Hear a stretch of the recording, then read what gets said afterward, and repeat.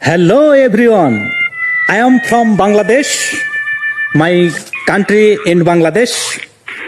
দুইবার হয়ে গেল না কে কথা আচ্ছা my name is MD Atiq Hasan my বিভাগের ইংরেজি বিভাগের ইংরেজি মাই বিভাগ ইজ রাজশাহী মাই জেলা hometown my hometown is Nauga my থানার